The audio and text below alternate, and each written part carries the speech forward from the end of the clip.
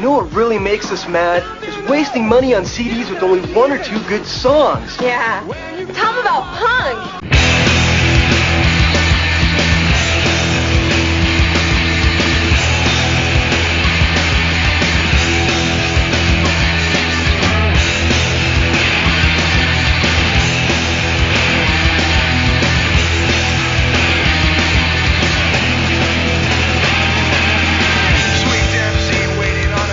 What's up, posers? Welcome to Punk Lotto Pod. I'm your co-host, Justin Hensley. And I'm your co-host, Ann Lepore. That's right. Dylan's not here today.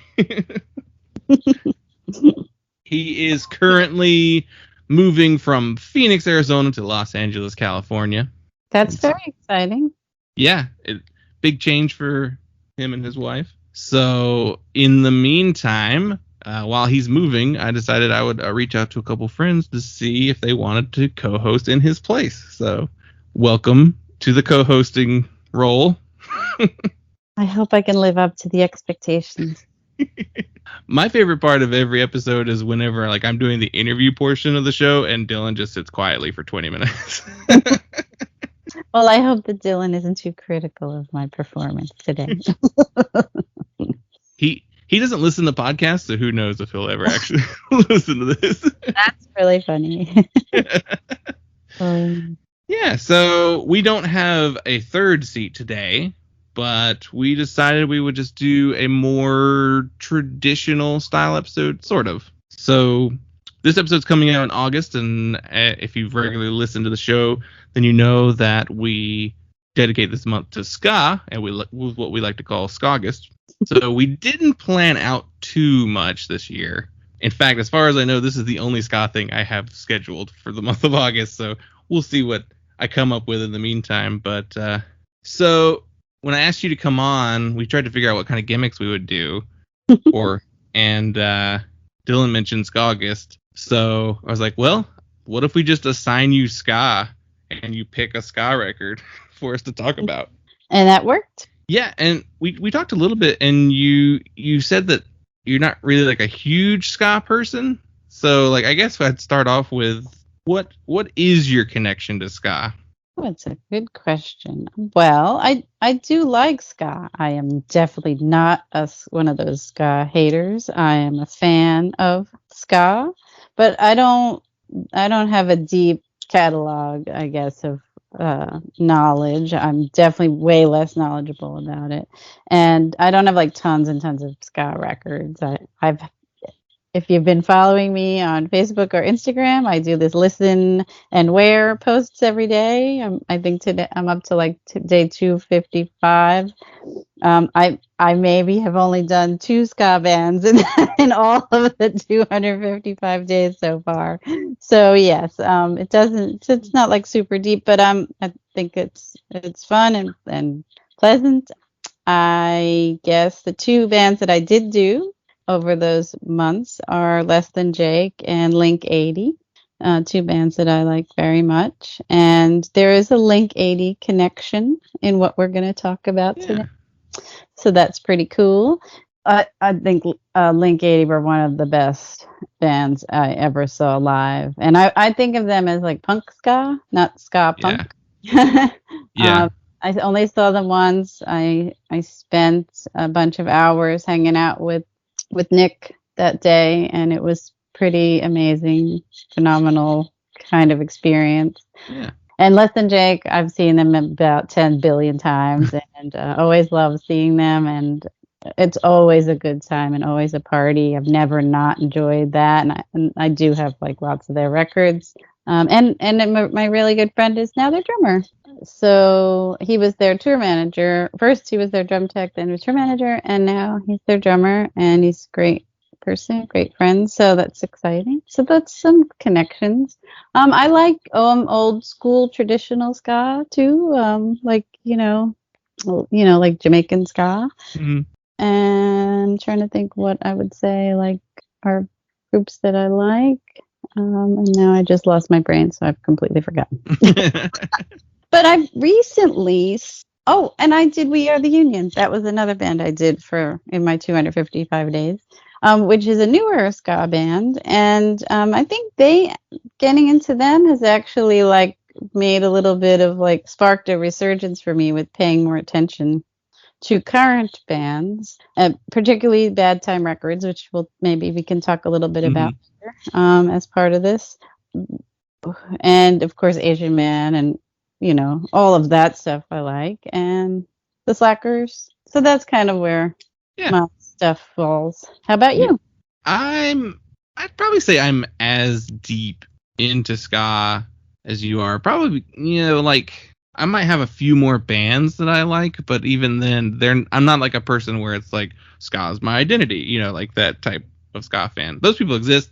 That's cool. I love ska music, but I also, I guess, have like a wider umbrella of like other punk associated things, so I don't devote nearly as much time to ska. But I do have quite a few bands that I still love, especially from like my teen era of loving Five Iron Frenzy. Yeah, I love the Asian Man Records catalog. I really love traditional ska, like Jamaican stuff. The two-tone stuff from the 80s is great. Late 70s, early 80s. Yeah. Oh, yeah. How could I not even mention that? Of course I love that stuff. But I mean, I almost forget that that's ska in some way. I don't know, because now I think ska has, I've kind of like think about ska in a different way. The two-tone stuff, I mean, like, of course, like Specials and all, but I don't know, there's something different now when I think of ska, and I kind of don't always put that into it. Oh, I was thinking of like Toots and the Maytals. Oh yeah. I like them. Yeah, Toots Hibbert passed away last year. At the very end of last. Yeah, very recently. Yeah. So yeah, I feel like I have a healthy respect and appreciation for ska. I would definitely call myself a ska fan, but not like that's the only thing about me. I don't own anything checkered patterned. I don't think. Yeah, it's my wheelhouse, and it's like it represents a piece of my puzzle. And I am hoping very soon to read the new book called In Defense of Ska. Are you familiar with that book?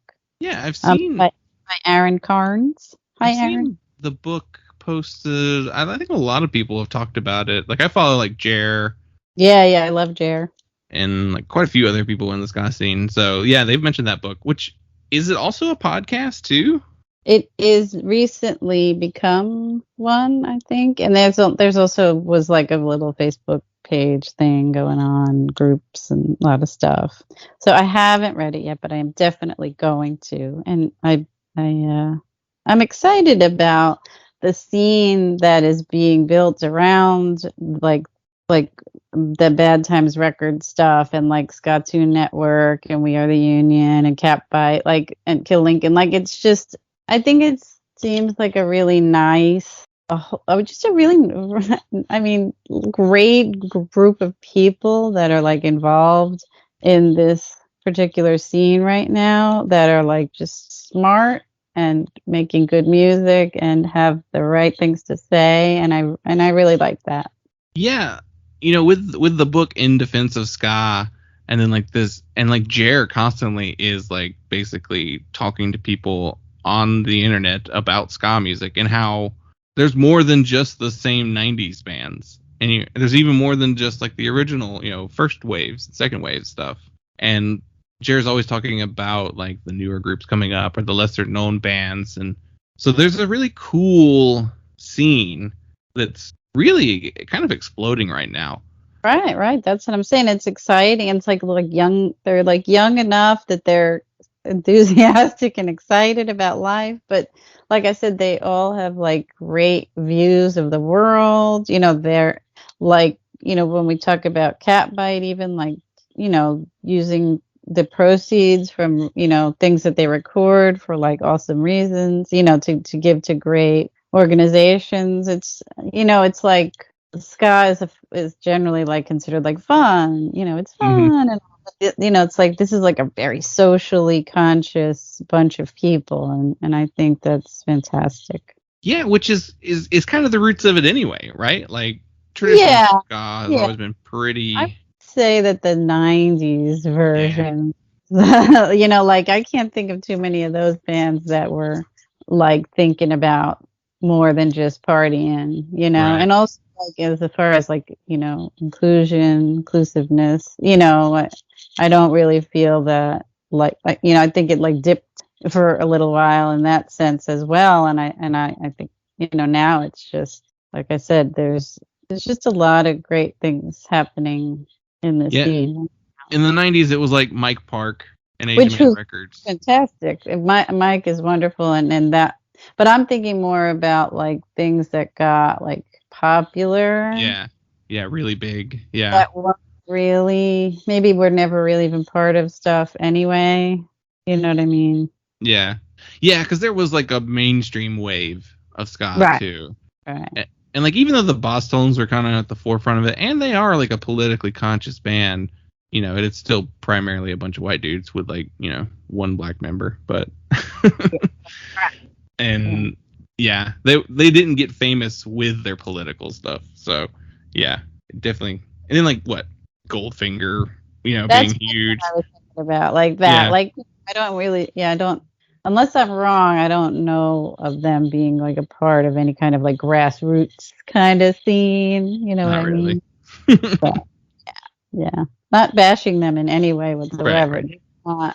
They're not really part of what I think of as like, like the Asian Man, which is like a grassroots thing and like an independent, like, part of some local scene and continuing Yeah. to build the local scene and the community and that kind of stuff. So. Yeah, it's an exciting time to be a ska fan. So it's cool that when I just gave you the blanket ska choice, you went with like a new band who is making a lot of waves right now. I guess before we get into the album you actually chose, the record you chose came out in 2019, so we could take a look at what else came out in 2019 if we want to. I think that sounds like a great idea. You were probably on. I think we did a best of 2019, and you were probably on that one. Yes, that was my first best of. Yeah.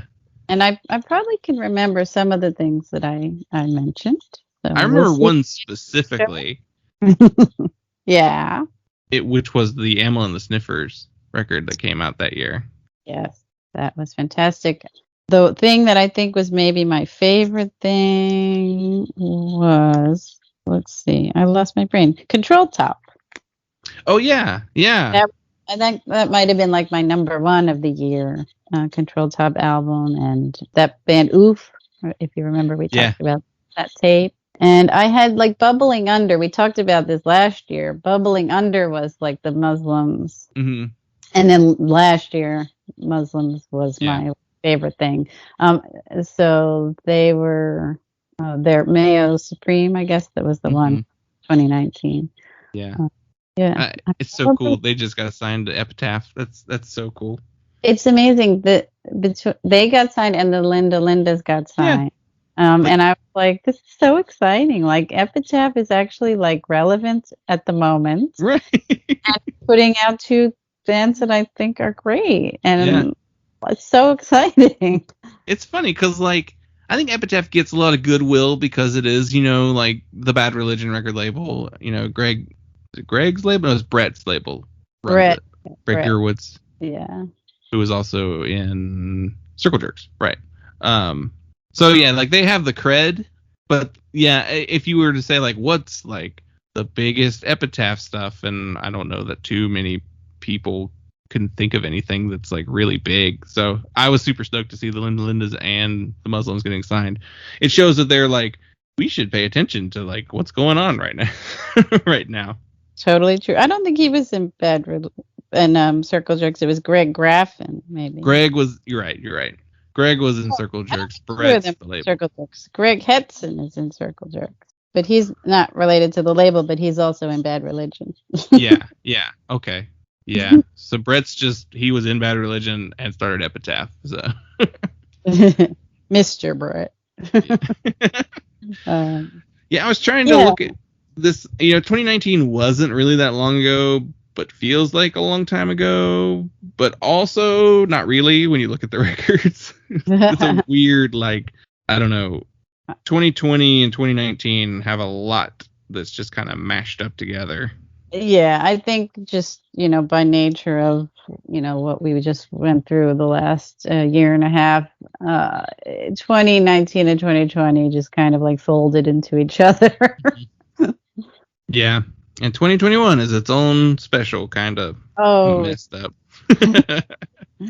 Let's see. What are some big records that came out that year? This is weird. So, like, this Black MIDI record, Schlagenheim, is like #1 on here. And I feel like that's a retroactive thing because they just put out a new record that's like really popular. So, like, I think that's why the popularity. Honestly, I don't know anything about them. I mean, I've seen their name, but I couldn't tell you a thing about them. I don't know what they sound like. Nothing. Yeah, same. All I know is they get well reviewed. Like, I don't know what they sound like. American football released LP3. It was a big deal at the time. I do remember that. Not in my little world, but my very tiny little world, that was not a big deal. I don't really know much of their stuff either. I mean, personally, they don't do a lot for me, but in the emo discourse, they're a big deal. But Pup released Morbid Stuff, and that album I actually really liked a lot. I like the other one, the Ode to Bokeh Beaver. Oh yeah, I love that record too. I like that. Yeah, that's cool. They're a Japanese band. Yeah, they're on that record label Damnably. Yeah, which is like a UK label, but they release records from like primarily like Asian countries. So like there's a lot of Korean artists over there, a lot of Japanese artists. I don't know how many Chinese artists they have. That's kind of a hard market to get out of, but yeah. I love how they're described as brutal prog. I mean, that's so applicable, so apt. I mean, that makes sense. Brutal prog. And I like brutal prog apparently. Yeah, I really like that album.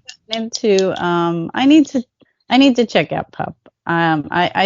Everyone loves them, and for some reason I just haven't gone down that road at all. So after today, I'm gonna go check that out. That album. They have 3 full lengths, and they're all good. So really, wherever you start is perfectly a great spot to start. They're very accessible. All right, cool. There's the first bunch of things on this list are totally out of my zone. Yeah. What do you see that is something closer to? That I've been listening to recently is Fontaine's DC. I've been listening to them. So I'm a friend of mine. My friend and I listened to all of the songs in these 2 books, 1001 Songs to Listen to Before You Die and 1001 Albums to Listen to Before You Die. So last year, just over the course of being at home and working from home and everything, we just did this thing where every day we listened to a bunch of songs. Like we stayed kind of in the same couple of pages. We listened to songs and then we just messaged back and forth every day, like what we thought of each thing that we listened to for many, many, many months. And then when we ran out of those books, which, that took us a while, we were sad. We had nothing else to talk about like that anymore. So I decided, why don't we make our own playlist of 1001 songs? So we recently completed 1001 song playlist. And I said, let's have a parameter. There's only one parameter. It's everything on the playlist is from 2000 till now.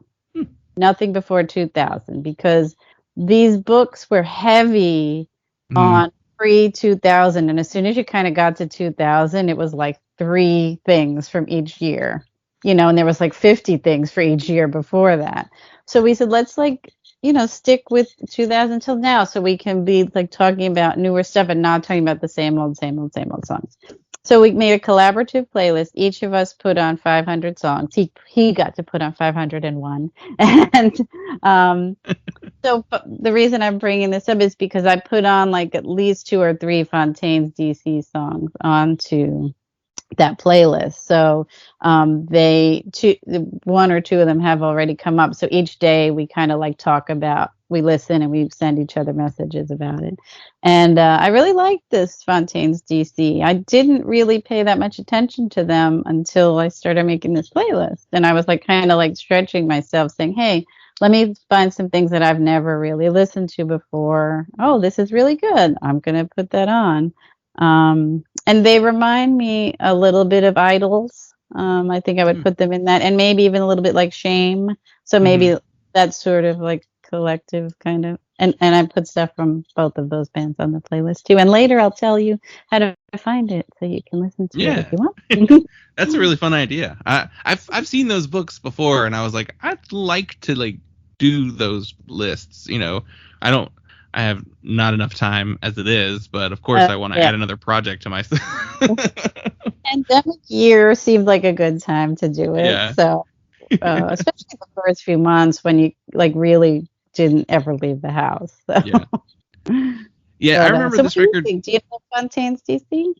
So, like, I remember sampling it at the time, but, like, I guess I just, whatever little bit I sampled didn't, like, click enough for me to go, like, try the record out, because I didn't actually try this one out, which is funny, because I do really like Idols and Shame, and which is kind of like what the whole UK punk scene has kind of turned into, is that very, it's like they're like talking, and it's a little bit rough. I've seen people call it, like, the Fall influence, which I could see a little bit of that, but more in like the talky aspect. I would say there's minor Fall influences, maybe a little Gang of Four, like not going back too far, like Art Brut, with that talking stuff.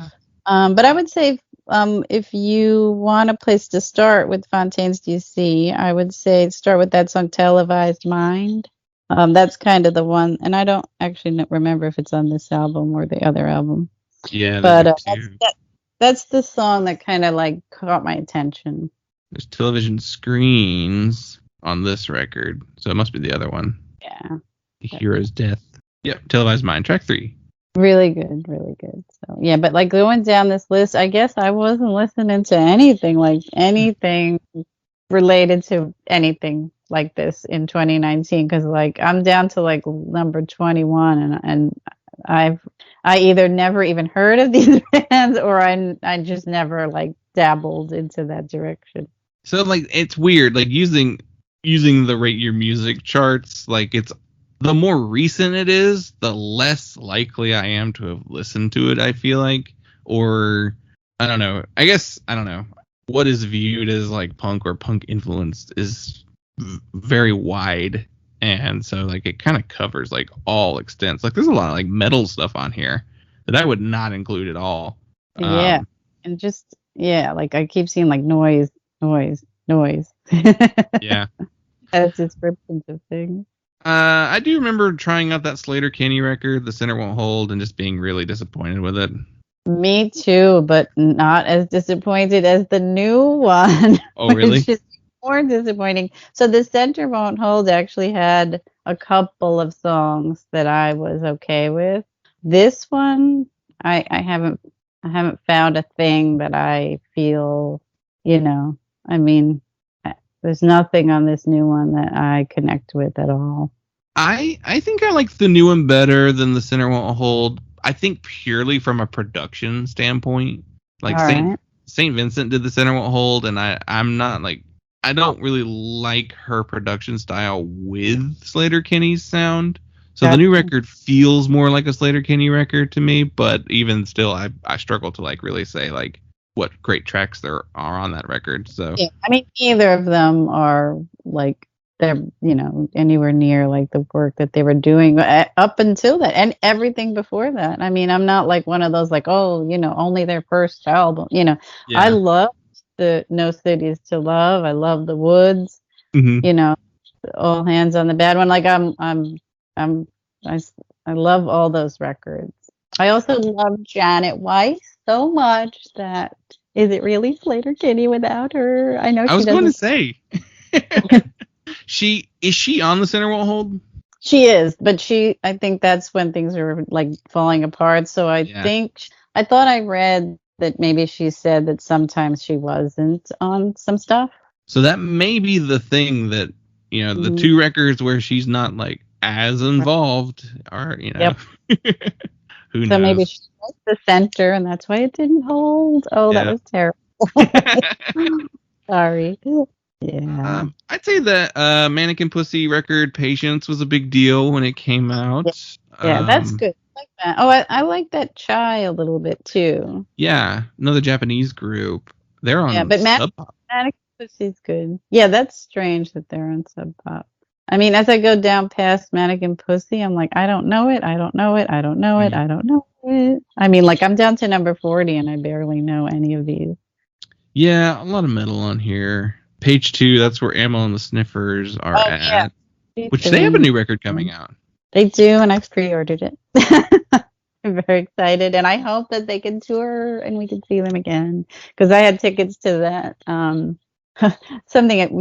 I don't really want to talk about this much. Because, I had tickets for like 20 things last year that didn't happen. So that was one of them. So, yeah, bummer. Yeah, I had a couple things that have not happened yet. So we'll see if they do. There are a couple that are still like on deck for me, and most of them got canceled. Yeah, I've got 2 that I think are still, but the one got rescheduled till like spring of 2022. That's the Bikini Kill tour. Yeah, me too. Bikini Kill for me, I think, is like July of 2022 for the show that I'm going to. I guess they're just like, we're gonna play it safe and put it as far away as possible. Exactly. And then I have one for next year, September 2022. I've got one set for October that we'll see if that one happens or not. But yeah, I had Lunatic, so that's in like November. So we'll see if it actually happens, but who knows? Yeah. My Soul Glow is on this list. Yeah, they just got signed to Epitaph too. Oh my gosh, I actually didn't know that. Yeah, they just signed too. I think they're doing a tour with somebody pretty big. Mag. Who? Sheer Mag. That's right. Yeah, I think there's even another one. Way maybe. Yeah, I think so. I know what you mean. They're doing the tour with the tour with Sheer Mag is tiny. The tour that you're talking about is really big. It's with Flogging Molly. Is that right? Circus Survive. They're playing some of those shows. Yeah. Maybe not all of them. Yeah, Circus Survive was the tour I was thinking of, who are like big proggy emo band. Interesting. Well, good for them, because I think they are cool. Yeah. I really want to see them live. I hope they so good. Come around soon. We could keep going on this list. I mean, there's not that much more to keep going for, though. Yeah. On the Patreon, I'm going to do a deep dive because I posted a poll. Okay. Because I'm going to record a couple solo Patreon audio while Dylan's out of town. So I'll do a deeper dive. So if you're curious on hearing what else came out in 2019, check out the Patreon. It's patreon.com/punklautopod. And let's get into the record you actually chose that inspired this whole 2019 conversation. So I told you to pick a ska record, and you picked Catbite's self-titled album.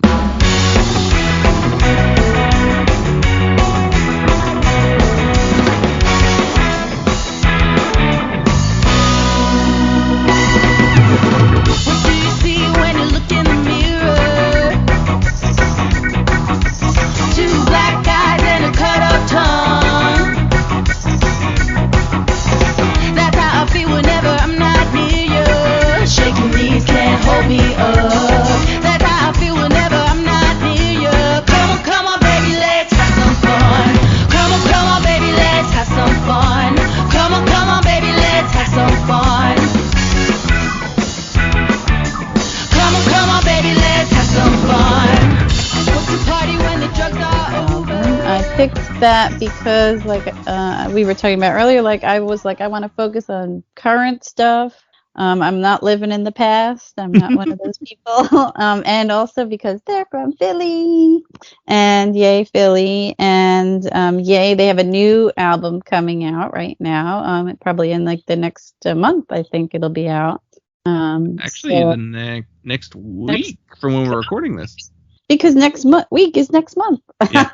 And because I've kind of been kind of obsessed with Bad Time Records lately, and all these different bands connected to that, I thought Catbite was the perfect thing to talk about. And you reminded me that we had like a great like layers to talk about because they recorded their self-titled album a couple of different ways. Yeah, let's do some basics, which you kind of mentioned a few there. So they are from Philadelphia, Pennsylvania. They formed in 2018. This was released May 7th, 2019. This is their first full-length album. I think it might be one of the earliest things they have out, too. There may be like a 7-inch or something before that. It's released on Bad Time Records. And the person on this record is Brittany Luna on vocals and keys, Tim Hildebrand on guitar and vocals, Ben Perry on bass and vocals, and Chris Pyers on drums and vocals. So, since they're a Philly band, have you seen them live yet? I have not seen them live yet, no, because I kind of discovered them only during the pandemic year that I really know. I guess I probably had seen their name, but I hadn't delved into it yet. So looking forward to seeing them. I will see them for sure when I start seeing bands again, which hasn't really happened yet. Yeah. I would love to see this band. They're playing Fest this year, and along with like a ton of other ska bands, like the Bad Time bands. Really good set, like bunch of bands all in the same show. Yeah, so I'm unfortunately not going to get to go to Fest this year, but like I'm really looking forward to getting a chance to see them live at some point. Yeah, I'm sure that I will definitely, being from Philly, and I'll be able to check them out soon. So we kind of talked a little bit about the ska revival going on, and Bad Time is like a very key label for that scene right now. I was kind of curious, like I didn't realize that that label's not really that old. They're maybe not even 5 years old. Yeah, I don't think it's even that old. Yeah, let me go back to that for a second. Yeah, I mean they don't. If you look back and see like how much they've put out, it's only in the last bunch of years. The earliest thing that they have released is their own band. Yeah, which Kill Lincoln. Pretty old. Yeah, they've been around for a little bit. Yeah, I think Catbite self-titled is technically like the third release. Okay. Or it's like number 3 in the catalog. There could, release orders are weird with record labels, but so like that was 2019. So even then they were fairly fresh as a label or hadn't done much. But in that little bit of time, so like we've got Catbite, we've got We Are the Union, who's probably the biggest success story. Oh my gosh, the new album. Yeah, like it just exploded. And actually, I really didn't know We Are the Union before this new album. And now like I'm kind of like super obsessed with them right now. Like, I mean, like I just like jumped right in with both feet, and like I just love everything about them. I love every member, and I love their music, and I love their videos. I love their photographer. I love the person who does their videos. Like I'm just like pretty much like in love with each and every one of them. It's funny because like I've definitely seen their name for a long time too. It's just within the last year and this year they really blew up. I want to say they did something. They did a split 7-inch with 5 Iron Frenzy, but it was like part of like a singles series that I think Asbestos Records maybe put out. Like that's probably the earliest I remember hearing about them. Which isn't. It's not 10 years ago, but it's within the last 10 years. I can't remember exactly what year that was, but 2012, 2013, something like that. Gotcha. But like even outside of We Are the Union, Jer has made quite a name with the Ska 2 Network. Oh my gosh, like series. And I love it. It's so fun. I love Jer. I just like, I don't know. Like I said, like I have like little like imaginary friend crushes on everyone because they're just I can't stress enough, like as an older person, like how like fantastic and heartening it is to just see these young people. Like, I mean, I don't know what their ages are, but they're obviously not old like I am.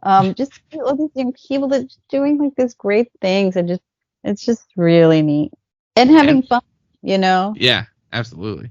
Like, I mean, just going down like the list of records that they've put out, like that Bad Operation record was a really big deal when it first came out. That Joystick record that came out this year is really good. I There's don't know that one. I haven't listened to that. There's a Gray Matter record, I think, which came out in 2019 as well. Yeah, like a lot of really, really cool bands, especially Omnigon, who you mentioned you specifically wanted to talk about the split that Catbite did with Omnigon. Yeah, just because like Omnigon has like the pedigree, you know, is that how we can say it, of having, you know, former Link 80 members in the band and being like part of that East Bay ska punk scene.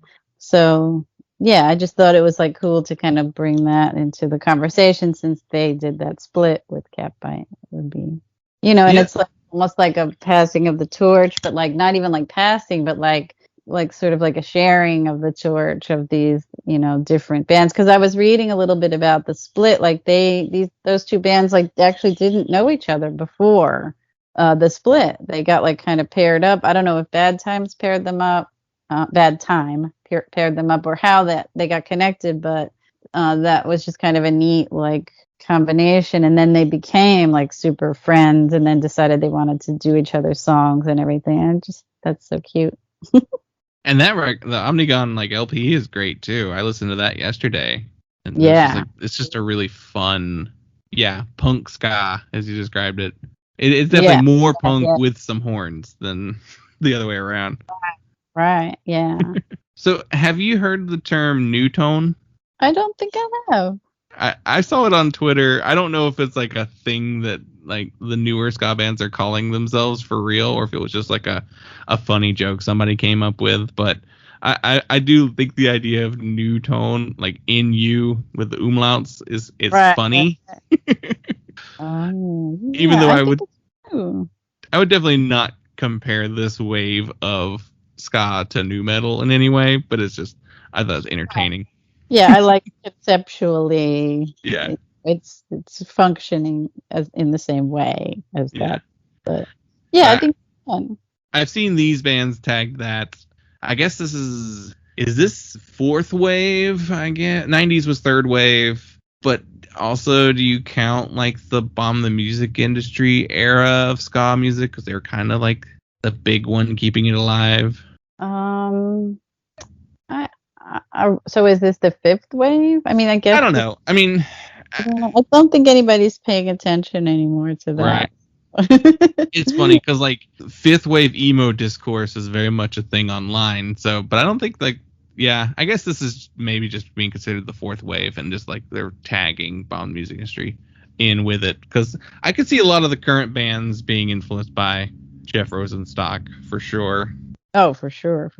Oh, yeah. And, you know, we could spend like 10 hours talking about the new, you know, the last couple of Jeff Rosenstock things. And also, like, the other thing is, like, all these players in all these bands and, you know, from the Asian Man and Jer and Rosenstock and, like, everybody is, like, you know, it's guesting on each other's things and they're playing with each other on all different things. So, you know, you've got this like sort of seamless thing with like Rosenstock's core crew. And then these, you know, the crews from these other bands, they all overlap. And, but yeah, like Rosenstock doing that in Ska Dream, like a completely ska version of the No Dream record, which is really great.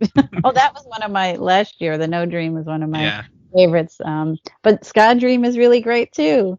Yeah, I guess there's this like there aren't hundreds of ska bands playing anymore, so like they have to kind of like form this like close knit, you know, network so that, you know, to help boost each other up. There's definitely a lot of cool stuff happening. I think Bad Time released, they co-released a record with Asian Man called the Ska Against Racism compilation. Yeah, I was just looking at that. It's an excellent compilation. I think every track is brand new, and it bridges like the 90s ska bands that are traditionally, you know, associated with Asian Man with like these newer bands like Catbite and Omnigon. Right. Yeah, because it has like MU330 and and Buck 09, Less Than Jake are on it, and then you've got your newer stuff. So yeah, that's definitely like the kind of bridge, like you said, that's bringing all this together. Mm-hmm. So, and Omnigon, of course, is on that.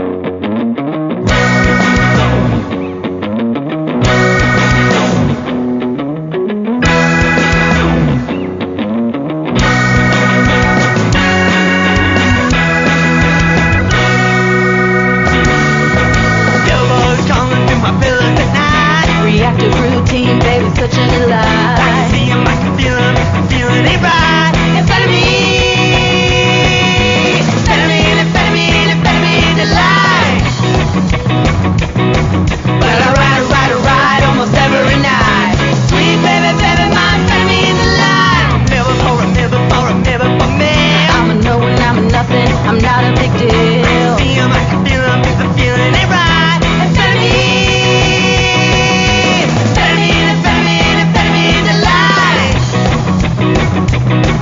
Well, I ride almost every night. Sweet baby, baby, my amphetamine delight. Yeah, so this album it's 8 tracks long. It's 21 minutes, which I'm a big fan of short records. Too, and eight songs makes it long enough to be called an album. Right. I know there's a debate. I have Yeah. no opinion about this, but there is a debate about what is an album. Yeah. But it's there's something about just kind of like this in and out, like all killer, no filler. Like it's just 8 solid tracks. Yeah. And there are no filler tracks. Like No filler. you might have preferences on what you like more than others, but like everything kind of like serves a purpose on this record. So yeah, there's definitely not like skip, like Yeah, track there was 14. definitely no skipping. It was just like boom, and then I was like, it's over. Oh my gosh! And Yeah. let me listen to it again. And like only one of the tracks goes over the 3-minute mark, and it's like the slow song. So like it can go over. It's not like you can make a song as long as you want, but if you're gonna pick one to go over a 3-minute mark, you might as well make it your slow one, which is a brilliant song too. That is not Amphetamine Delight. That is a long solo, not the longest song. It's Already Gone. That's the longest track. Already Gone. Yeah, I like everything on the album. I have to say, I know, are we supposed to reserve our I like or don't like, or can we say it right up front? No, for sure. Yeah.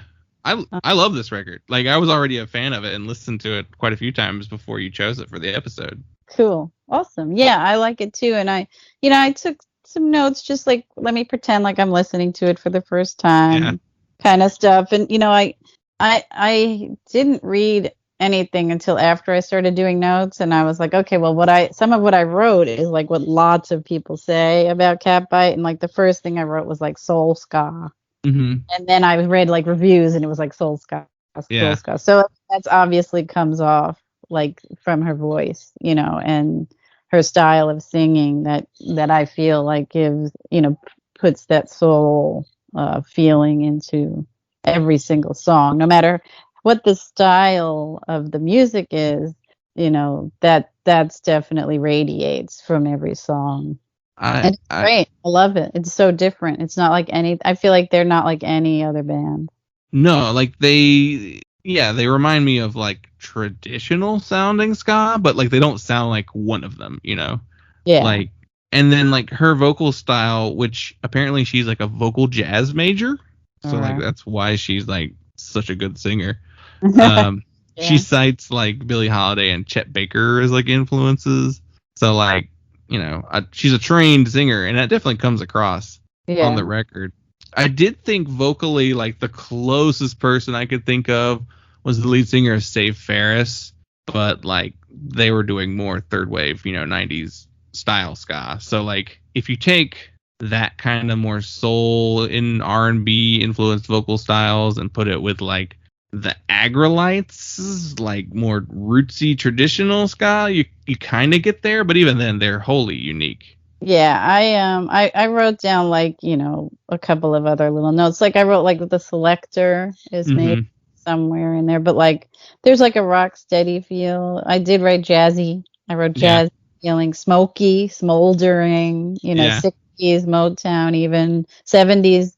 I feel like there's a 70s power pop feeling sometimes. Sometimes 60s, but I read that she named the group the Chantrellines that are from That Thing You Do, that group, that movie, as a major influence. That is probably the most accurate and the what I hear the most in her style and delivery. You mentioned the power pop too. They cited like Elvis Costello and the Attractions too as really big influences. And so they were inspired by, I think she said, like Stiff Records, which I didn't look up like exactly who put records out on that label. Yeah, but Stiff, like Nick Lowe and Yeah. Costello and all of that scene.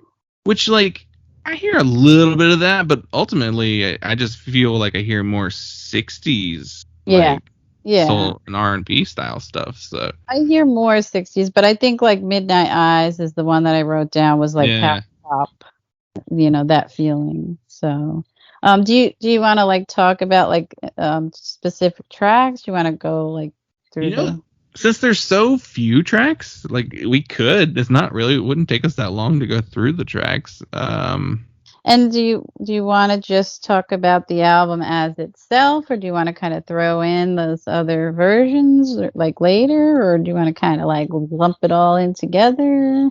Yeah, we can go ahead and say what else the other versions are. So they released 2 different versions this year, right? It was 2021 they put those out of this record. So there's Catlite, which is a yeehaw version, is what they call it, which is country, some acoustic stuff on there too. And then they did Catfight, which is a hardcore version of the album. And I think I listened to all 3 yesterday. So like I kind of had them all back to back. So yeah, we could just, whatever comes up, however we feel like. Yeah, I listened to everything like today, just, several times. Oh, it's so easy too with like Catfight, super short. Like, yeah, it's even short. And I'm trying to think, like, did they even get past a 3-minute mark on any of the Catfight versions? I'm not sure. But I also like that they, for like when you buy like Catfight and maybe Catlite also, they were donating all the proceeds for like prison advocacy for transgender people in prison. Again, like I said, like cool, doing awesome things and stuff like that. And I think they did the same with that split, with the Catbite Omnigown split. They donated it for like bail funds. Yeah, I feel like they did do a charity with Catlite. I don't think it's listed there anymore, probably just because that specific period they were doing it was over with. But it's such a good record. Like, little notes for each song for all 3. So like for the first song, "Come On Baby," pretty much like I felt like, to me, like that one's like a bluesy rock punk. I'm like ska, of course. I don't even have to say that, but right. For all of them, that song and the second song I thought had the most bluesy vibes of everything on the album. And I wrote like great, and like and I just wrote like keyboards exclamation point times 10. That's how I take my notes too. Like I'm like, love the organ and tambourine. Yes. And then like great solo. So I have a little more notes for later songs than the first 2, but that's kind of what I was like thinking about. How about you for those first song or 2? Yeah, those first 2 are probably like the most that sound alike on the record, but even then, like they're still really, really fun tracks, very upbeat. I mean, it's part of ska's allure is that it's very danceable and upbeat and fun. So like, yeah, it's just got a great little like tempo to it. Can't Give You Love is really good. It has like I wrote down that it has like an old school R&B feel to it. It's exactly what I wrote. So old school, 60s vibe. It even kind of has like, it almost sounded like it was recorded on older equipment. Now I don't know if that's true or if they just like managed to, they were going for a certain tone, but Yeah, they found it. They figured it out. yeah. And one of the like the things you'll notice about Catbite is they're not a horn ska band. Correct. Right. They are a organ centric ska band, which I feel like gives it. Sometimes I think the organ can make it seem a little more timeless. Yeah. Yeah. Because I think like horns are dependent on how they're recorded, can make it feel like it's from a certain time period. Yeah, horns. I really like horns when they're done it the way I like to hear. But horns I think can get can be dated in a different way than the organ can. Like if you listen to like 80s music with horns in the 80s, even if you listen to like David Bowie's Let's Dance album, like the horns on that sound like that moment in time. And so when you're listening to it today, I think it takes a little bit away from it. Like I think those songs are very good, and I think those horns and that little bit of production kind of like makes you say like, oh yeah, that's when that was made. It's funny because like it seems like each decade decides which horns they like better. Because it seems like the 70s and 80s were more interested in the saxophone, but then like the 90s were more interested in the trumpet and trombone. So like you can almost tell like when it was recorded. Right.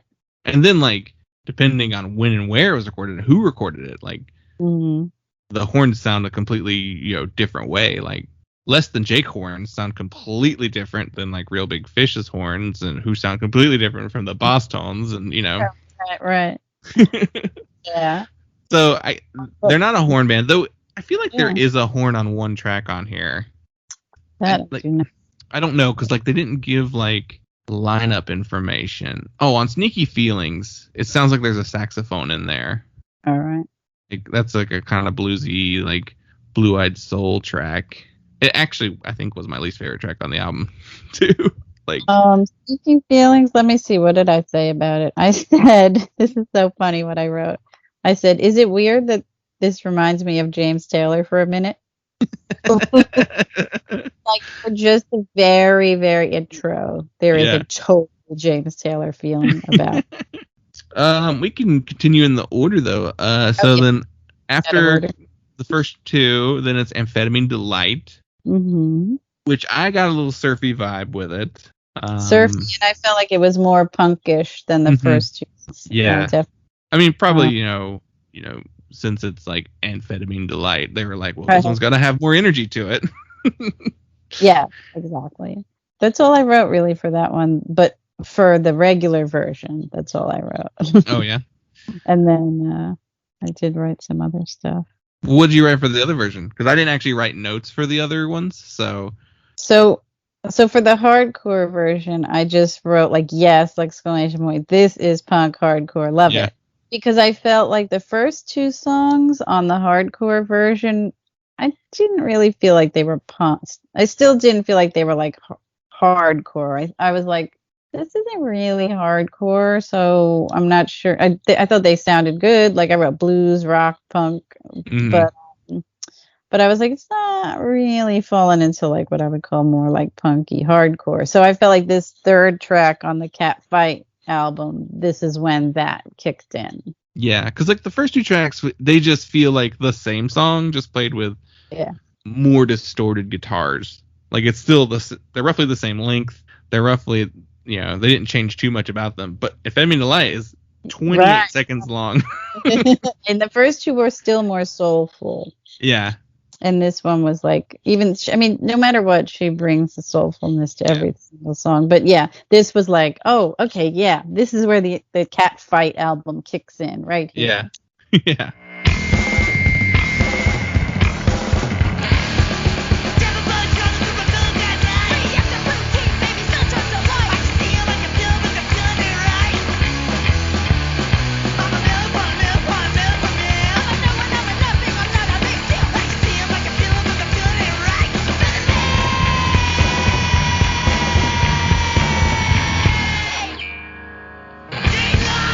Then it goes into Midnight Eyes, which it also has some surfy vibes, but I also had like a arena rock vibe to it too. I don't know what it is about it that got me there, but yeah, I thought so too. I wrote power pop. That's the one I Yeah. felt like power pop, and 70s I wrote like for that one.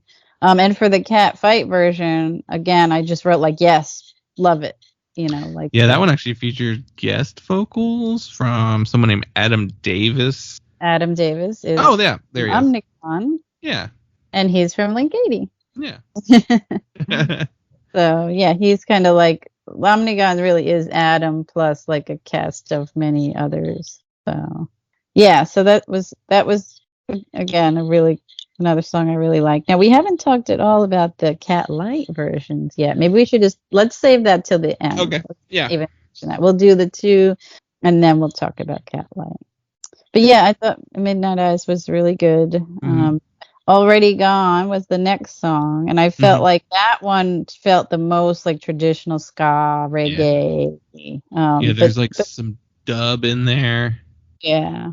Especially- And then the Catfight version was like super great punk hardcore, like Yeah, I think so Already awesome. Gone was probably my favorite track on the album, like Yeah. on the original version. Yeah, I think it's probably my favorite one they've done. Yeah, because it is like the most like 70s, dub influenced ska.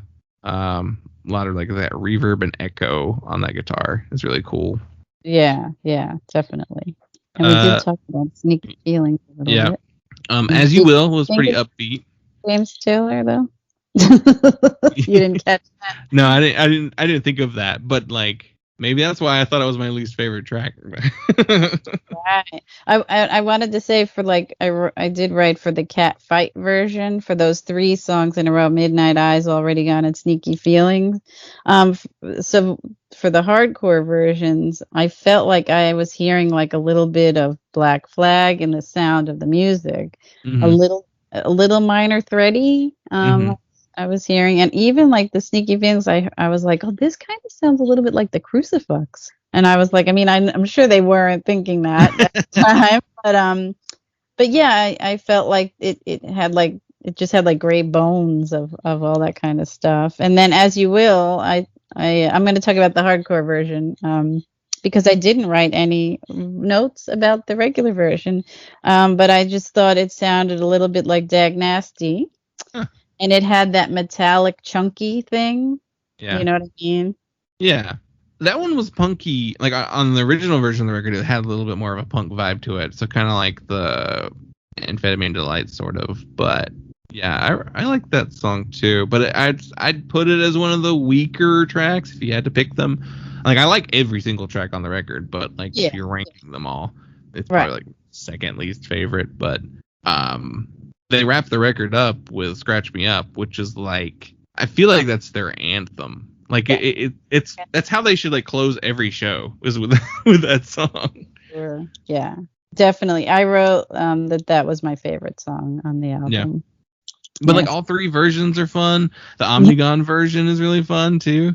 Yeah. The Omnigon version was really great, and I was like, this is just a great song. It was great songwriting, great song, like across the board, and like it had like a little girl groupie wow kind of thing going on. I love the organ, and that song has the most of the pick it up of any song on the album. So. Yeah, it's either the one you start your show with or you end it, but like it's such a strong song. It has to be like a calling card song. Like they're gonna have to play that song for every show for the rest of their career. Right. I hope they like it. That's really funny. So I thought that the regular version is great. I adored the hardcore version. I thought it was just fantastic, and just like they did a really great job, and it wasn't a novelty. Like it was a really good album in that way as well. Both really good albums, not just like, oh, this is silly and we were just dialing it in. They did not dial it in. They put and for the Catlite too, they made a commitment to every one of these versions, and that's just really neat. The Catlight version feels the most different sounding of the three. Yeah, I agree. Like, there's some similarities in some of those Catfight versions, but the Yeehaw version, like, they went like full country on some songs with like the pedal steel guitar and like the strings, like the violin and cello that they used. Like, they could do that kind of record. You know, they could very easily just be one of those kind of bands. They nailed that sound like perfectly. I totally agree. They are very talented, first of all. I mean, obviously, to be able to do all these different things. But yeah, just listening to this one, if you'd listen to it in a vacuum and didn't have the other ones, there's nothing about that Catlight record that you would say, this band does something else. Mm-hmm. You would say, this band does this, and they do a really good job at doing this. Like, every song worked on that level. Now, I do want to say, it's not my thing. That's right. I wouldn't sit around and say I want to choose to listen to that version, because that's not my kind of music. Mm-hmm. But I mean, it's, if somebody likes that kind of music, I mean, they would love that album. I could hear these songs on, like, we have a radio station here in Philly, WXPN. Like, I was like, Midnight Eyes could absolutely be played on WXPN, and people go crazy over it.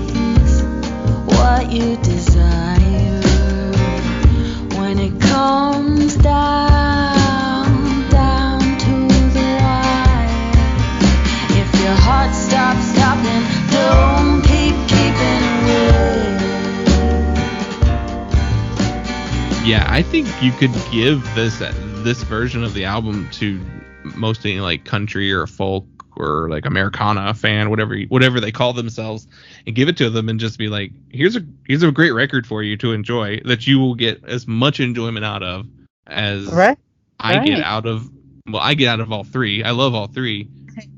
Yeah. I would probably go with the original version as like my favorite of the three, but yeah, like, they're all good.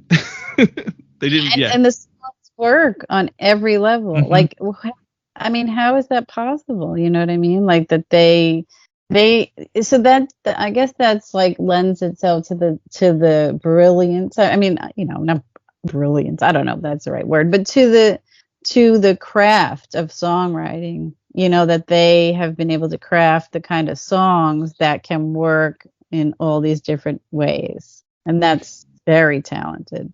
Maybe that comes from the choice to like only record, you know, the 8 tracks. So maybe like they're like, well, we don't have any filler songs, so like if you were to turn a filler song into a country version or a hardcore version, then it probably wouldn't even work as well. So yeah, they're like, these are good songs, and you can translate. It's almost like you just translate it to any genre you want to. I'm curious if they're going to do another one. I mean, maybe not since the new record's coming out. Right. But maybe they'll do it with the new record. So, like, I'm very curious to hear what the new record's going to sound like. Maybe they're going to like show some of their other side on the new album. Right. I have really high hopes for that album. I think it's going to be really, really good. Yeah. I pre-ordered that one, so I'm excited to get that. And when I do get it, they will be showing up in my listen where sometime by the next week. It'll be like 260s or whatever, or whenever I decide to do it, because like I don't always do it right as soon as I get something. But I was wondering, like, is there an end in sight? You've done like 2 something now. Is like. Or does it seem like you just got plenty more to do? I mean, there's an end in sight, obviously. Right. But I still have a decent amount, like, you know, in the in the closet, and I also added new ones, Yeah. with these newer bands that have been putting out like a little package, like a new album and a new T-shirt. So yeah, I have added stuff throughout these many months, so that's kept things sustained. Also, so we'll see. I don't like to give away too much. Yeah. It's just funny, I realized this week too. I was like, wow, you've done so many now. I know. The thing is, like, I'm actually feeling sad about the idea that it's going to end eventually. So now I'm kind of like, it can't end. I need more shirts, It's like, I really don't need more shirts, but Right. I know. That's you come up in punk and like you just amass a shirt collection from bands you like. And I'm surprised that people keep saying to me, like, how do you have so many? And I'm like, I'm 53 years old. I've loved music my whole life. Like, that's, of course I have a million. And I had more. There's probably like at least 40 more that are gone from different reasons. Yeah. Whether like they got ruined in the basement in a flood, or when I moved, somehow things got lost. Yeah. Or just, a bunch I got made into a quilt. Oh, yeah. I have a bunch that don't fit anymore, and I still have them. They could come to me. There a few people have sent me some stuff too. Like, oh, hey, do you have a few bands have been like, oh, do you have anything by, us? And I'm like, I have records by you. I don't have a shirt though. Yeah. So is that helping you decide what to listen to too? You're like, well, I have this shirt, so I should listen to the record now. Yeah, well, I do listen to something every day for real. Like when I say listen where, I'm actually like sometimes some days I only feature like one record or one CD shirt, and some days I'm like, oh, I want to put every single thing I have by this band in the picture. So I don't listen to everything, but yeah, so every day I listen to some of what you're seeing in the photo. Yeah. For sure. So that's been fun too, because it's like, oh, I haven't listened to this in so long. Like the other day I did the No Means No post, and I was like, I have not pulled these records out in ages. And then I was like, I forgot how fantastic Wrong is. I mean, what a great album. It's funny because like when you posted that No Means No record, and I was like, I had just listened to it maybe like 2 or 3 weeks before too, for like the first time. So I was like, that's a fantastic record. Like, yeah, that band is critically acclaimed, but I don't think they get like the general acclaim that they probably deserve. Like your average person who's into punk music. And because I think they're more complicated, and I even didn't give them the due that they should have gotten. I at one time I might have been like, oh, their records are a little too jazzy, Yeah, right. But, but like I saw them once live, and it was for years since then. I've said that maybe is the best show I've ever been to in my life. They were astonishingly amazing. And maybe because I didn't really know that much of theirs at the time. It was like 1988. I guess I didn't know too much of their stuff, like record wise. It was just like mind-blowingly amazing. Yeah, a lot of their stuff isn't on Spotify, so like I think a lot of people just haven't heard too.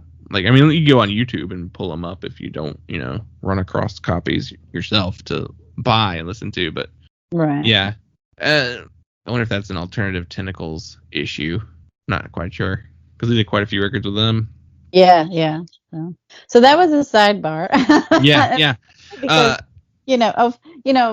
that's fun too. Yeah.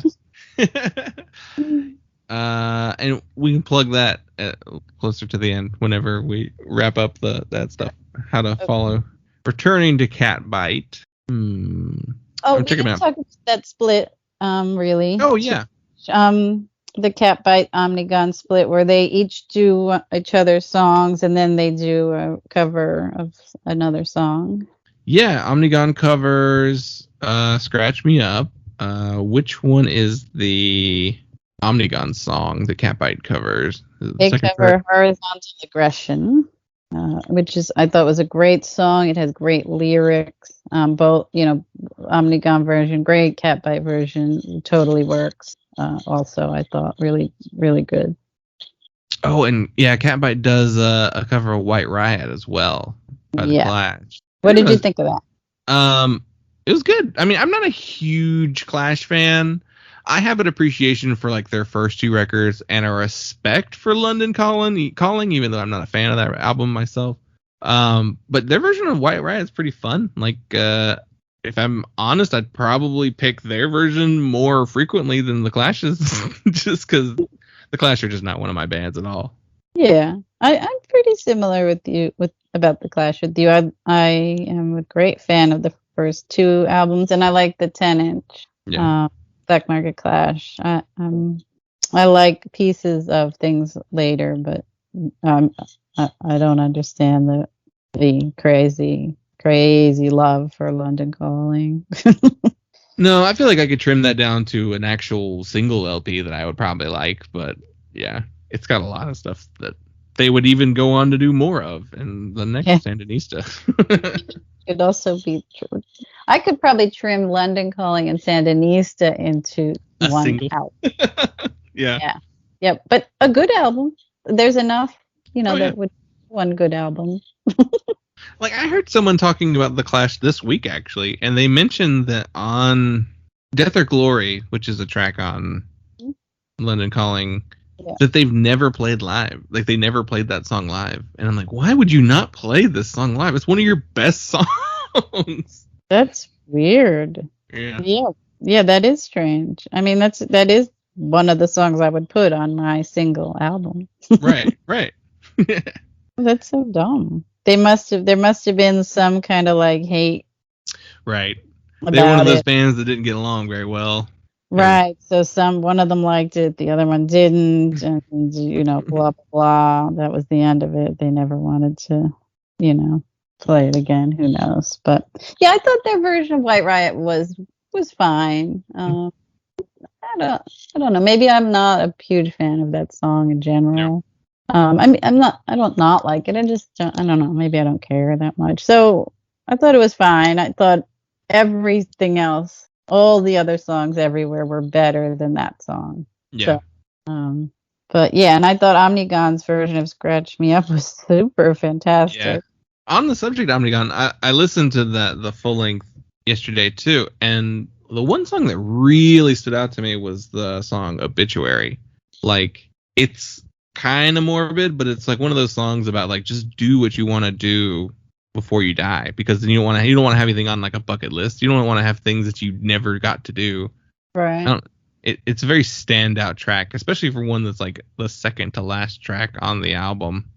I want to say which one is it? I'm not sure if I've listened to that one. Let's see. It's on No Faith. Yeah, that album. Gotcha. All right. Well, Omnigon needs to have a T-shirt because I was looking it up and I couldn't find a T-shirt of theirs. So, is it because it's not like a true band in the sense that like it's kind of just a collaboration, or any of that kind of stuff? But yeah. I'm gonna message Adam Davis and say, let's make something. Let's do it. Make it a charity shirt too, and then you don't have to worry about having it on tour. I will listen to Obituary. I don't remember specifically that song. So. Yeah, that one, it just jumped out at me pretty clearly when I was listening to the album. Gotcha. Cool. He's also in Narboots. Do you know that band? I'm familiar with them. I've heard one song that they've done, like on a comp somewhere, like an Asian Man Records comp of some sort. Yeah, they're good. They're also good. Pretty much, good stuff that he's involved. Everything he's involved in is cool. You know what we didn't talk about? Back to Bad Time Records. Kill Lincoln. Do you know much of their stuff? So when I ordered the Ska Against Racism compilation, it came with a flexi of Kill Lincoln. It was like a Kill Lincoln flexi. I can't remember which one it was. It's one of the coolest looking flexis I've ever seen. Yeah. But I want to say I listened to one record, and I want to pull that up before I say which one it is. They've been around for a while, right? Like they're... Yes. Yeah, like maybe 2011. Yeah. I think I listened to... I'm not sure. Can't Complain is the flexi? Oh, that's the album. Okay. That's the one I listened to. They also did a flexi for that album. Okay. So that's the one I listened to. And I really liked it. I really enjoyed it. Yeah, that's another band that I only really recently like came to discover, and now I'm digging in, like only really super recently. But so far everything I've heard I like, so it's pretty cool. Yeah. That Joystick record is really good. It's more in the punk ska vein, or ska punk vein. Like it feels a little more 90s than some of the other records. It's funny, it's 15 tracks. I don't remember it being that long to listen to, though. So yeah, that's a good sign if I don't remember that it's a long record. That's funny. There's another newer band though too that I really enjoy. Their name is Flying Raccoon Suit. They're not a Bad Time band, but they're a new ska band that I really, really like. They just put out a new record this year. I think they self-released it too, which is really cool. But they're really fun. Great, I'll definitely check them out. And I have to thank you for introducing me to a band that is not ska, but I'm going to talk about it anyway, which is Celebration Summer. Oh yeah. I came to them from you guys. Yeah. And I love it. I just got the album, I got a shirt, and it's just really great stuff. So thank you. Yeah. That record is so good. We had Nate and Greg from the band on earlier this year. Yeah, I guess it was earlier this year. They included us in the liner notes, which is really awesome. That was so neat. But yeah, you're having them on is what why I sought it out. So yeah. That record's really great. I love that album a lot. Yeah, it's so good. Influenced by Leatherface, Husker Du, just a lot of really great bands. But yeah, that's good. I'm glad. Thank you for highlighting. That's what I hope that this show does. Is old dog who's like, all right, I like it. I got everything I need, and then it's like, oh no, I don't. There's new things too. It's funny because I remember. I think I read some article that was like, at age 32, the average person, new music growth, pretty much stops. And I was like, well, I want to make sure that never happens to me. So I made sure to continually force myself to try out new bands that I've never heard before. So, because I don't want to stop listening to new bands. I don't want to be that person who listens to just the same records that they've always listened to over and over again. Yeah, yes, exactly. Oh my gosh, I think that, speaking of all of this, I just got an email that my Catbite record is being shipped out. That's awesome. So you'll get it before release date, probably. Yeah. And I also ordered, I didn't actually have a physical copy of their first album, so I ordered that too. Yeah, that's awesome. So. Yeah, I need a copy. I think this one's actually sold out now, because I was looking at it yesterday. Which they're smart. They'll do another pressing if it is sold out right now. Yeah, absolutely. So. You might have to get it through Bad Time, but yeah. This is a great record. Like I've talked about it on our Patreon a couple times. We do these Last FM 5x5s, so I think they've been on there twice now. And all I ever did on those was just talk about that I enjoyed it, and I listened to it, but. So I was glad to really dive into this one and fully make notes on every track and look into the band. And I think I'm a really bad judge of telling whether or not a band is going to become a big thing or not, because I listen to bands and I'm like, they should be huge, and then I noticed it during the pandemic. So I was listening to these bands. I love these records. And I was like, oh, this band's got to be huge. And then like when it comes to like the tours being booked now, I'm like, what? They're not openers. They're headliners. Why are they, Right. Oh, well, I think it's definitely going to happen for them for sure. Yeah, I think this album's going to blow up. All the things. And once normal touring gets back, because things are still, unfortunately, with still questions about what's to come. Yeah. I do have tickets to things in the fall, indoor things, and I'm like wondering, are they going to happen? Who knows? Yeah. Yeah, so really, there's a part of me that's like, this feels like how it felt in February of 2020, right before everything shut down again, or shut down. I'm like, I really hope that's wrong. Yeah, I know, because I was feeling pretty hopeful and good. Like once everybody was getting vaccinated, I feel like, like maybe like May, June, like, yeah, things are kind of getting back to normal. Yeah. It's hard to say. Yeah, let's conversation. Bum ourselves out here. Yeah, I think I've covered all of my notes here on the album. All of my notes, and I think we pretty much agreed. We don't always agree on stuff. Yeah. Have we ever had anything where I outright disliked it? We totally disagreed on the White Zombie. Oh, yeah. That just makes me laugh every time I think about it, because I was so surprised at how much you both didn't like it, and really it like affected my my reaction was really like, what? Wait, what? Because I was like, and now we're all gonna say how awesome it was, and then you guys were like, nah, and I was like, are you kidding? This is one of the greatest records I've ever heard in my life. Which I think is funny because you're not even really a White Zombie fan. White Zombie fan. For anyone who hasn't heard this episode, please go back and find it and listen to it, because it was a really, really good episode. But also, we're talking specifically about the very first White Zombie release ever. It's pretty much anything after that I do not care about. But this first release is just great. Do you remember what the LP was we talked about on that episode? Yes, of course I do. It was the Guana Bat. Oh, right. That was part of our Halloween. Yeah. We all agreed that it was like. I forgot about that. That's what it was. It was it was one of our Halloween spectacular episodes from our second year. So we agreed that their logo was the best part of them. Right. That's great. What was the first one you were on? The first one we did. What did we talk about? How can I forget? Oh my gosh, my brain died. Yeah, I'm trying.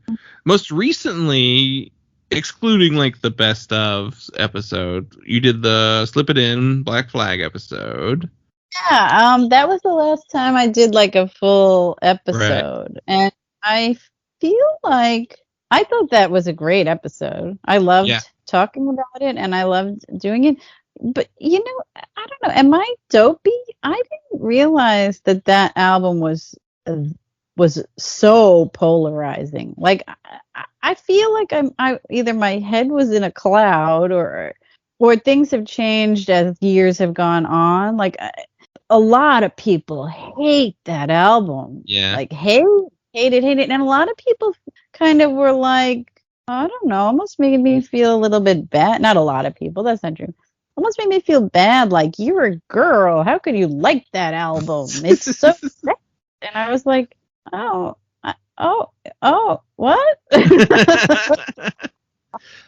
We talked about the Psychedelic Furs. Yeah, I just pulled it up too. Psychedelic Furs and Teen Idols. That was what we did. Yeah. So you've been there since August 14th, 2019. We also did the brackets. Oh yeah. So you've done 4 full episodes, and you were part of 2 of the best ofs, end of year wrap ups. So you were also like probably our first, like, within the first 5 guests we had on the show, too. So I love doing it. I love you guys, and it's just we it's love so having you on. Like, to I was very happy to, like that you accepted the idea of co-hosting with me, and it's weird when it's just 2 of us. Dylan and I have been talking about music on our own as the 2 of us our entire lives, but I've not done one where it was just like me and only one other person that wasn't just like the best of stuff. So this was fun. Thanks so much for being my co-host for the week. I loved it, and I appreciate being asked to do it. So thank you. Now tell everyone where to follow you online, where to get your stuff online, the machine shop online. So my website, my business is called The Machine Shop. My website is themachineshoprocks.com, and my Instagram is also The Machine Shop Rocks. And on Facebook, it's The Machine Shop or The Machine Shop Rocks. I can't remember now. Oh yeah, it's The Machine Shop Rocks, I think. And then I have a Twitter, but no one cares about that because I don't do anything with that. But Instagram, please follow me on Instagram because I do these fun things that we've been talking about called Listen Wear, where I hold up like a record or a CD or tape, and I wear a shirt that goes with the band, and it's fun, and every day it's a surprise, and I do not plan in advance. So I like finish working, and I'm like, oh, what am I gonna do now? So all of that is like really like off the cuff, pulled together in just a couple of minutes every single day. And it's neat, and it has nothing to do with my business, but it's just a fun way to get people like to pay attention to me. But my website, I sell music and t-shirts and art on the website, punk rock stuff, and lots, like I have like over like 100 different bands of stuff that I sell on there. Lots of Kepi Ghoulie, my flagship first ever artist that I worked with, and I love him. He's my good buddy. And a lot of Stardom Records things, a lot of Eccentric Pop Records things. My 2 dear friends run those labels, and I love them. So that's what you got there. And even on Facebook, my posts, these posts are public. Oh, okay. So I made that folder public, so anybody can see that on Facebook too. And most days I post a different photo on each one. I don't post the same exact. Now, the only time I post the same photo is if I took like 10,000 photos, which I do take 10,000 photos, and only one came out good. Then I post the same exact photo. But usually I have at least 2 good ones out of 1,000. So I try to make it interesting so that if you're following me there and you're friends with me there, it's not boring and you're seeing the same exact thing. So, yeah, I have noticed that before. I was like, hey, it's the same shirt and record, but it's not the same pose. So yeah, that's definitely. Yeah, like I said, it seems never ending. There's obviously a finite amount of shirts and records that you own, but like I just love how long it's gone on at this point, and it's a surprise every single day, like what you're gonna post. Well, and I have sprinkled the whole thing with very well-known bands, and then with like way lesser known bands, that have a smaller, following. So, but everything I do is something I love. And I mentioned that like, a band like sent me their shirt and I had their record and I didn't. I will not do one that I don't like. So if a band sent me a shirt that I didn't like, I don't like their band, I'm not going to post anything of that. Like, but yeah, no, I have integrity, and I get absolutely nothing out of this. It's just for fun, but it also is to promote love of music, and also I love the physical product of music. Because I'm going to ask you a question. I have a couple of shirts of bands that don't have any physical product out yet, and maybe they never will.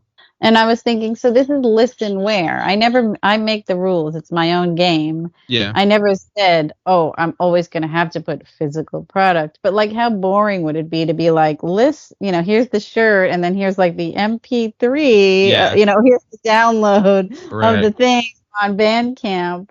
but there are bands I really like, and they have cool shirts, but they don't have a physical thing. So I feel bummed that I haven't been able to include them in the thing. Like, there's a cool band called the Homobile, which has one of the members of Tribe 8 in the band.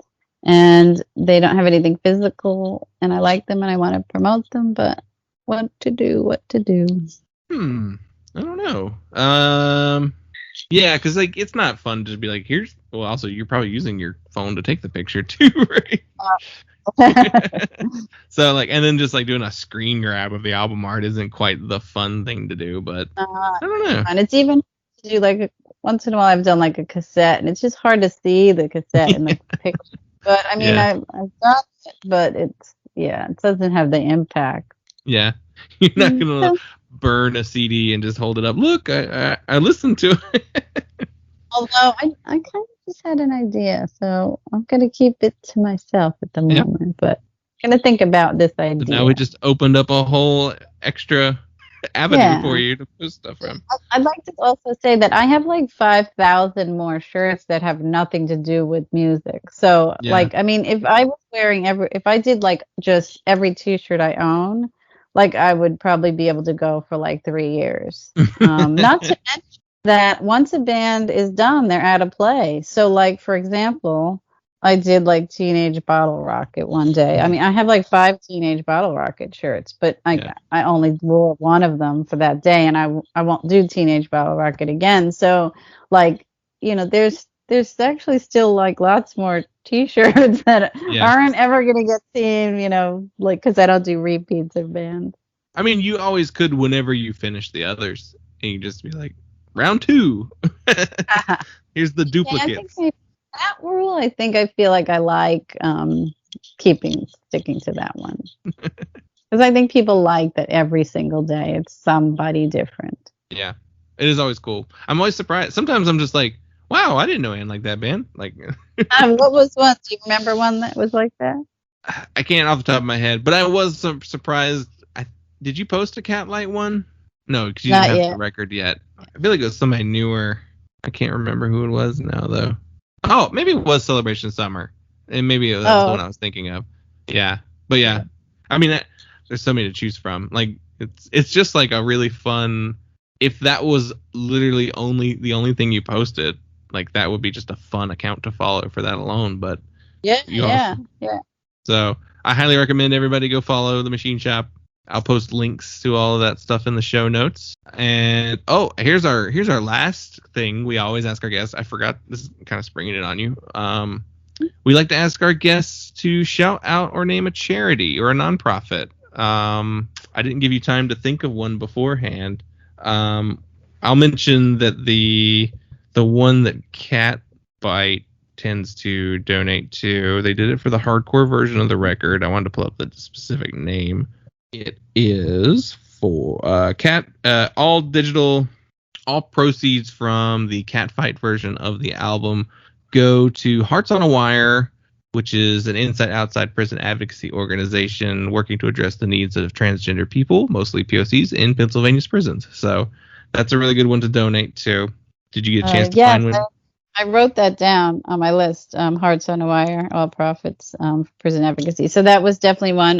One that I sell some stuff at a shop in Philly called the South Street Art Mart.